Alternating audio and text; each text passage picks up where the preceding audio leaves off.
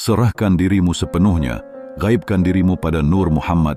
Dengan demikian sampailah engkau pada zat Allah, sebab akan mustahil untuk bercerai adalah ungkapan yang sangat mendalam dan syarat makna dalam tradisi makrifat. Ini menggambarkan inti dari perjalanan spiritual seorang salik, penempuh jalan, yang ingin mencapai kedekatan dan penyatuan batiniah dengan Allah Subhanahu wa Ta'ala.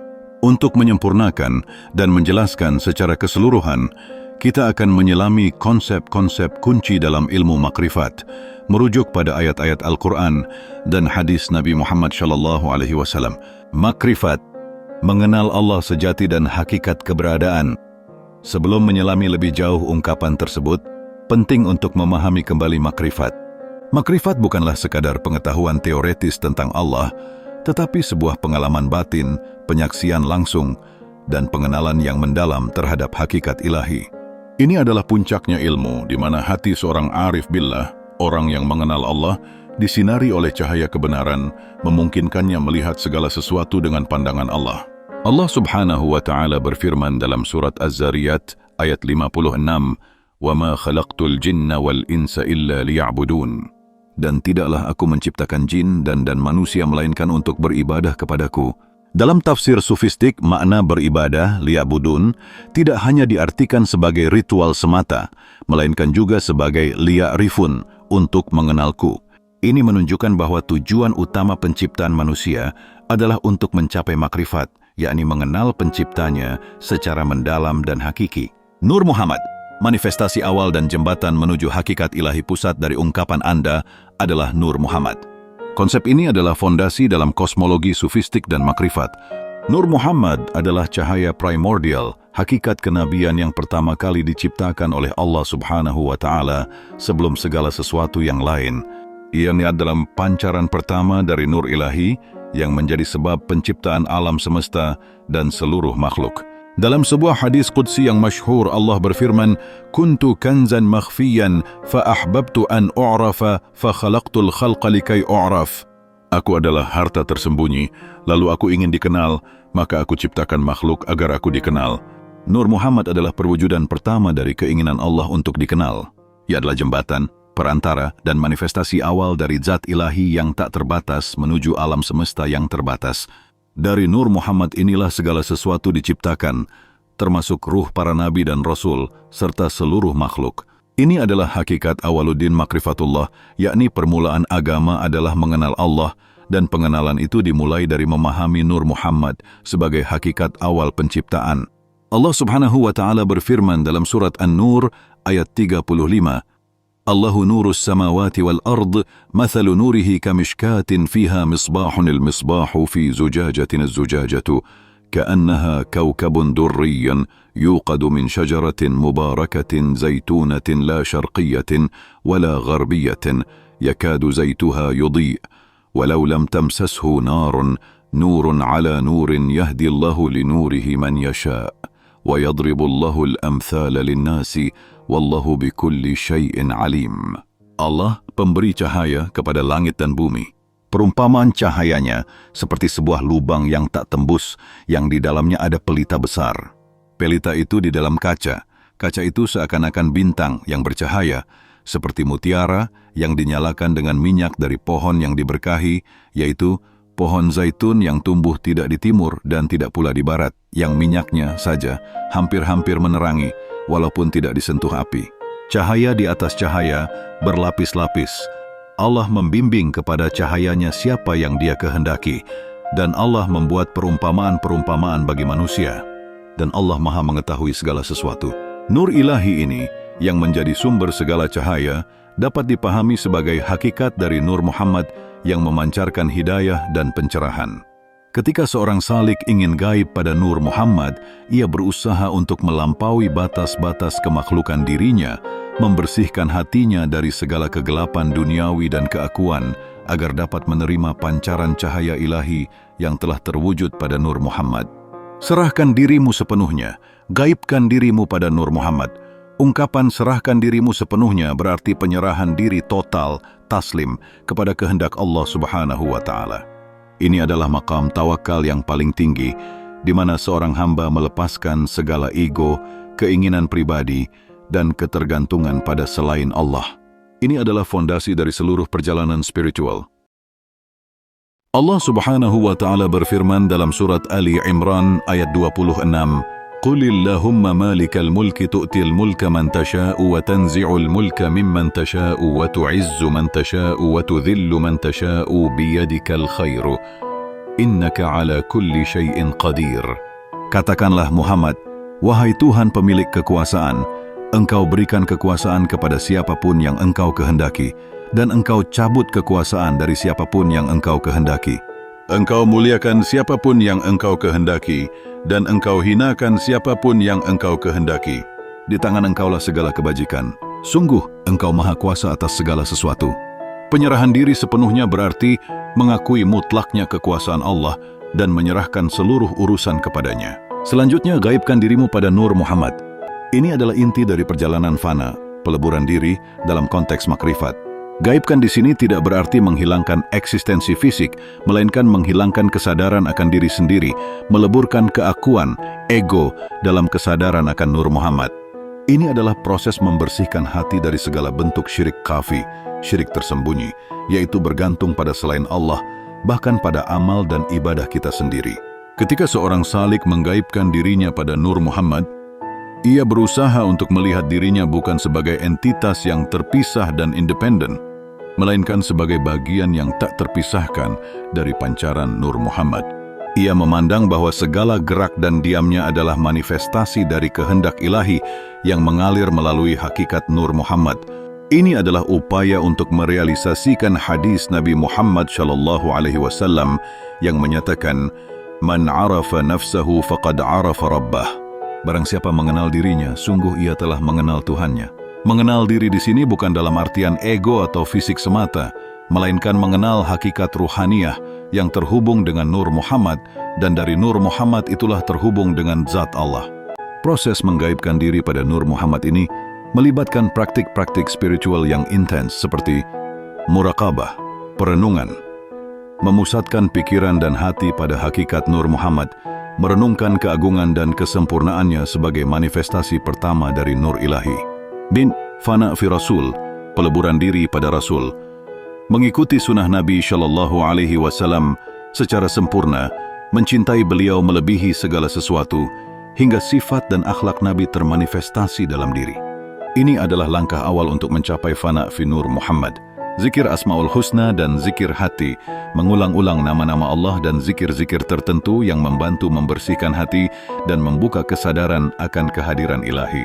Zikir Allah, Allah atau La ilaha illallah yang diucapkan dengan penuh penghayatan dapat membantu meleburkan kesadaran diri, menghilangkan sifat tercela, takhali, dan menghiasi diri dengan sifat terpuji, tahali. Membersihkan hati dari kesombongan, ria, iri hati, dengki, dan menggantinya dengan kerendahan hati, ikhlas, kasih sayang, dan sifat-sifat mulia lainnya. Ini adalah prasyarat untuk menerima pancaran Nur Ilahi. Dengan demikian, sampailah engkau pada Zat Allah. Ketika seorang salik telah berhasil menyerahkan diri sepenuhnya dan menggaibkan dirinya pada Nur Muhammad, membersihkan hati dari segala keakuan dan ketergantungan pada selain Allah, maka barulah ia akan sampai pada Zat Allah. Ini adalah maqam ma'rifat yang tertinggi, yang sering disebut sebagai fana fillah, peleburan diri dalam Allah, dan baqa billah, kekal bersama Allah. Sampai pada Zat Allah tidak berarti Allah bertempat atau hamba bersatu secara fisik dengan Allah. Allah Subhanahu wa Ta'ala maha suci dari segala penyerupaan makhluk. Maksudnya adalah penyaksian batin, musyahadah, akan keesaan dan kemutlakan Zat Allah, menghilangkan hijab-hijab yang menghalangi pandangan hati. Ini adalah realisasi tauhid yang paling murni, di mana seorang hamba tidak lagi melihat adanya wujud kecuali wujud Allah. Allah Subhanahu wa Ta'ala berfirman dalam surat Al-Hadid ayat 3, Huwal awwalu wal akhiru wal zahiru wal batinu wa huwa bikulli syai'in alim. Dialah yang awal, yang akhir, yang zahir, dan yang batin. Dan dia maha mengetahui segala sesuatu. Pada maqam ini, seorang arif billah akan melihat bahwa Allah adalah al-awwal, yang awal, tanpa permulaan, al-akhir, yang akhir, tanpa akhir, az-zahir, yang zahir, yang termanifestasi pada seluruh alam semesta, dan al-batin, yang batin, yang melampaui segala sesuatu. Yanan akan menyadari bahwa segala sesuatu adalah manifestasi dari zat Allah. Ini selaras dengan hadis Qudsi yang diriwayatkan oleh Imam Bukhari. Inna Allah qala, Man 'ada li waliyan faqad adhantuhu bil harbi, wa ma taqarraba ilayya 'abdi bi syai'in ahabba ilayya mimma iftaradtu 'alayhi, wa ma yazalu 'abdi yataqarrabu ilayya bin nawafili hatta uhibbahu. فإذا أحببته كنت سمعه الذي يسمع به وبصره الذي يبصر به ويده التي يبطش بها ورجله التي يمشي بها وإن سألني لأعطينه ولئن استعاذني لأعيذنه. Sesungguhnya Allah berfirman, barang siapa yang memusuhi waliku, maka aku mengumumkan perang terhadapnya. Tidaklah seorang hambaku mendekat kepadaku dengan sesuatu yang lebih aku cintai daripada apa yang aku wajibkan kepadanya. Dan senantiasa hambaku mendekat kepadaku dengan amalan-amalan sunnah hingga aku mencintainya. Jika aku telah mencintainya, maka aku menjadi pendengarannya, yang dengannya dia mendengar, penglihatannya yang dengannya dia melihat, tangannya yang dengannya dia memegang, dan kakinya yang dengannya dia berjalan. Jika dia meminta kepadaku, pasti aku memberinya. Dan jika dia memohon perlindungan kepadaku, pasti aku melindunginya. Hadis ini menggambarkan kondisi sampai pada zat Allah dalam arti bahwa seluruh indera dan perbuatan hamba diwarnai oleh kehendak dan kekuasaan Allah. Ia tidak lagi bertindak berdasarkan hawa nafsunya, melainkan atas kehendak ilahi. Sebab akan mustahil untuk bercerai pernyataan, sebab akan mustahil untuk bercerai mengacu pada kondisi kekal dan tak terpisahkan dari kesadaran ilahi setelah mencapai makam makrifat yang sejati. Ini bukan berarti lenyapnya individu, tetapi lenyapnya kesadaran akan ego yang terpisah. Setelah mengalami fana fillah dan mencapai baqa billah, seorang hamba akan senantiasa berada dalam kesadaran akan kehadiran Allah, baik dalam keadaan terjaga maupun tidur, dalam keramaian maupun kesendirian. Ini adalah kondisi penyatuan batiniah yang disebut tauhid al-wujud, kesatuan wujud, oleh sebagian sufi, yang harus dipahami dengan benar, agar tidak jatuh pada kekeliruan panteisme, Tuhan menyatu dengan alam. Maknanya adalah hanya ada satu wujud hakiki, yaitu Allah, dan segala sesuatu selainnya adalah manifestasi atau bayangan dari wujudnya. Ketika seorang hamba mencapai penyaksian ini, ia tidak akan lagi melihat dirinya atau makhluk lain sebagai entitas yang terpisah dari sumber wujud. Allah Subhanahu wa Ta'ala berfirman dalam surat Al-Baqarah ayat 115, Walillahil masyriqu wal maghrib, fa aynama tuwallu fa thamma wajhullahi, innallaha wasi'un alim. Dan milik Allah timur dan barat, maka kemanapun kamu menghadap, disitulah wajah Allah. Sungguh Allah maha luas, maha mengetahui. Ayat ini menegaskan bahwa wajah Allah, kehadiran dan kekuasaannya ada di mana-mana. Ketika seorang salik mencapai makam ini, ia melihat wajah Allah dalam setiap ciptaan, setiap kejadian dan setiap momen. Pemisahan antara makhluk dan Khalik, pencipta, akan sirna dari pandangan batinnya. Ini juga berarti bahwa seorang yang telah sampai pada zat Allah akan selalu berada dalam penjagaan dan perlindungannya. Keterpisahan, kelalaian, atau kembalinya kepada kegelapan nafsu akan menjadi mustahil, karena hatinya telah sepenuhnya disinari oleh nur ilahi. Jalan menuju penyatuan, tahapan dan prasyarat mencapai makam ini bukanlah perkara yang instan, melainkan perjalanan panjang yang memerlukan kesungguhan, kesabaran, dan bimbingan yang benar. Para sufi menggariskan tahapan-tahapan yang harus dilalui. 1. Syariat. Pondasi yang kokoh. Syariat adalah hukum-hukum lahiriah Islam, seperti salat, puasa, zakat, haji, dan seluruh perintah serta larangan Allah. Ini adalah fondasi mutlak. Tanpa syariat yang kokoh, perjalanan spiritual akan rapuh dan mudah tersesat. Melaksanakan syariat dengan ikhlas dan penuh kesadaran adalah langkah pertama dalam membersihkan diri dari dosa dan kekotoran batin. Rasulullah Shallallahu Alaihi Wasallam bersabda, "Ad-dinun nasihatu." Agama adalah nasihat ketulusan. Hadis riwayat Muslim. Nasihat pertama adalah memurnikan niat dalam setiap ibadah dan amal sesuai syariat. 2. Tarekat, membersihkan dan mengarahkan hati. Tarekat adalah jalan atau metode spiritual yang melibatkan praktik-praktik zikir, riyadah, latihan spiritual, mujahadah, perjuangan melawan hawa nafsu, dan muraqabah, perenungan.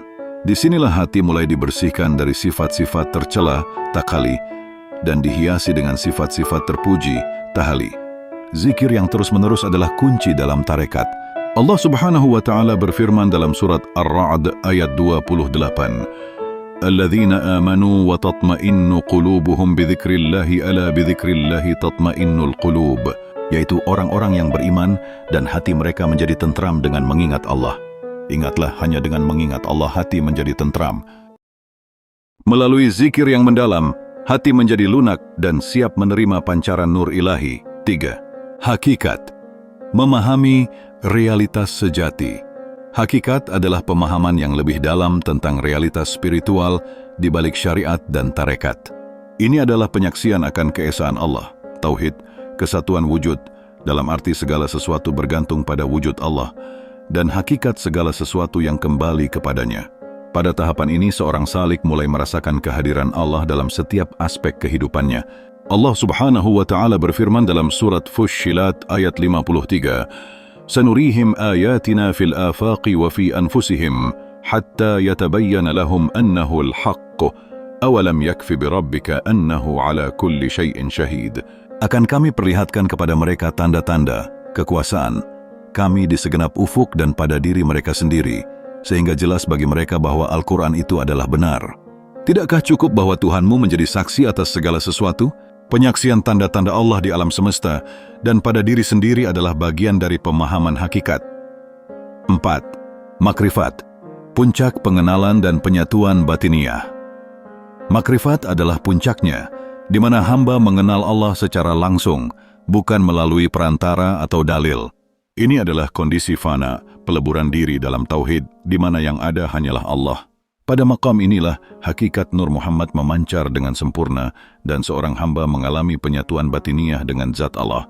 Ini adalah maqam di mana kesadaran ego lenyap dan yang tersisa hanyalah kesadaran akan keberadaan Allah yang mutlak. Pentingnya guru mursyid dan bimbingan rohani. Perjalanan menuju menggaibkan diri pada Nur Muhammad dan sampai pada zat Allah adalah perjalanan yang sangat halus dan penuh dengan tantangan. Tanpa bimbingan seorang guru mursyid, pembimbing spiritual yang kamil mukamil, sempurna dan menyempurnakan, seorang salik sangat rentan tersesat, terjebak dalam ilusi atau jatuh pada kesombongan spiritual. Guru mursyid yang hakiki adalah orang yang telah melewati tahapan-tahapan ini, telah mencapai makrifat dan memiliki izin serta kemampuan untuk membimbing orang lain. Mereka adalah pewaris ilmu kenabian, bukan hanya ilmu lahiriah, tetapi juga ilmu batiniah, ilmu ladunni. Allah Subhanahu wa Ta'ala berfirman dalam surat Al-Kahfi ayat 65, "Fawajada 'abdan min 'ibadina atainahu rahmatan min 'indina wa 'allamnahu min ladunna 'ilman." Lalu mereka berdua bertemu dengan seorang hamba di antara hamba-hamba kami, yang telah kami berikan kepadanya rahmat dari sisi kami, dan yang telah kami ajarkan kepadanya ilmu dari sisi kami. Ayat ini mengisyaratkan adanya ilmu yang langsung dari sisi Allah yang diberikan kepada hamba-hamba pilihannya, dan ilmu inilah yang diwarisi oleh para guru mursyid sejati untuk membimbing umat. Peran syariat dan sunnah dalam penyatuan penting untuk ditegaskan bahwa menggaibkan diri pada Nur Muhammad tidak berarti mengabaikan syariat atau sunnah Nabi Muhammad SAW. Sebaliknya, hal itu justru menguatkan ketaatan pada syariat dan sunnah, karena syariat adalah jalan, tarekat, dan sunnah adalah jembatan menuju hakikat. Rasulullah SAW bersabda, "Taraktu fikum amrayni lan tadillu ma tamassaktum bihima, kitab Allahi wa sunnata nabiyyih." Aku tinggalkan dua perkara di tengah-tengah kalian. Kalian tidak akan tersesat selama kalian berpegang teguh kepada keduanya, Kitabullah, Al-Quran, dan sunnah nabinya. Hadis riwayat Malik dalam Al-Muwatta. Seorang yang telah mencapai makrifat akan semakin tunduk pada syariat dan sunnah karena ia melihatnya sebagai manifestasi dari kehendak ilahi yang sempurna. Ibadah dan amal salehnya akan menjadi lebih khusyuk, ikhlas, dan penuh penghayatan karena ia melakukannya dengan kesadaran akan kehadiran Allah. Tantangan dan ujian di jalan makrifat. Meskipun ungkapan Anda menyiratkan kesempurnaan, perjalanan ini tidak lepas dari berbagai tantangan dan ujian, godaan ego dan kesombongan. Ketika seorang salik merasakan kemajuan spiritual atau memiliki pengalaman batin yang mendalam, ada bahaya besar untuk merasa lebih tinggi dari orang lain atau terjebak dalam kesombongan, ujub. Ini bisa menjadi hijab yang paling tebal, ilusi dan khayalan. Tanpa bimbingan yang benar, pengalaman batin bisa disalahartikan sebagai makrifat, padahal itu mungkin hanya ilusi atau bisikan setan. Dan keterlenaan dunia. Seperti yang Anda sebutkan dalam ungkapan sebelumnya, perkara duniawi bisa menutup kembali pancaran Nur Muhammad. Kekayaan, kekuasaan, pujian, atau bahkan sekadar kenyamanan materi bisa menjadi penghalang. Putus asa dan kekecewaan, perjalanan ini panjang dan penuh rintangan. Kadang Salik akan menghadapi kekeringan spiritual, kegagalan, atau rasa putus asa. Kekuatan dan ketabahan sangat dibutuhkan. Fenomena karomah. Ketika seseorang mendekati makam kewalian, kadang muncul karomah, keajaiban. Jika tidak dikelola dengan benar, karomah bisa menjadi ujian yang menjerumuskan, membuat pelakunya merasa istimewa dan terjebak dalam kesombongan.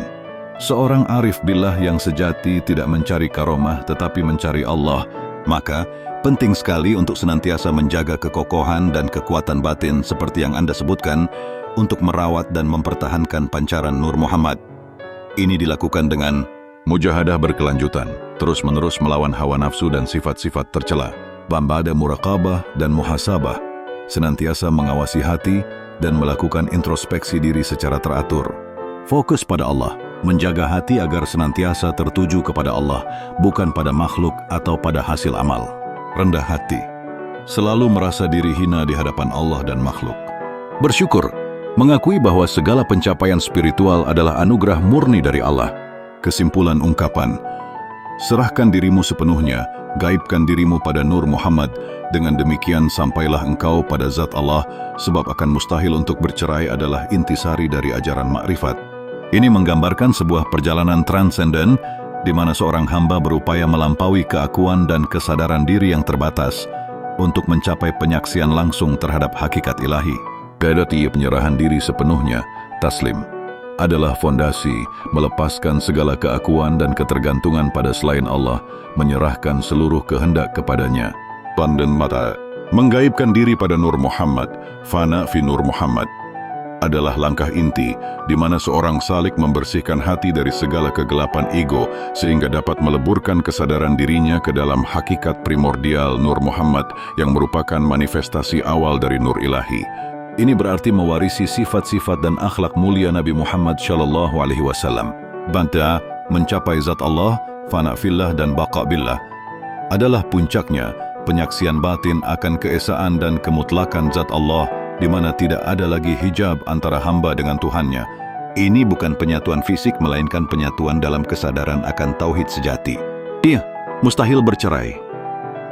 Menggambarkan kondisi kekal dalam kesadaran ilahi, di mana seorang arif billah tidak akan lagi terpisah atau lalai dari kehadiran Allah, karena hatinya telah sepenuhnya disinari oleh cahaya makrifat. Perjalanan ini menuntut konsistensi dalam syariat, kesungguhan dalam tarekat, pemahaman hakikat yang benar, dan yang terpenting, bimbingan seorang guru mursyid yang telah mencapai makam tersebut.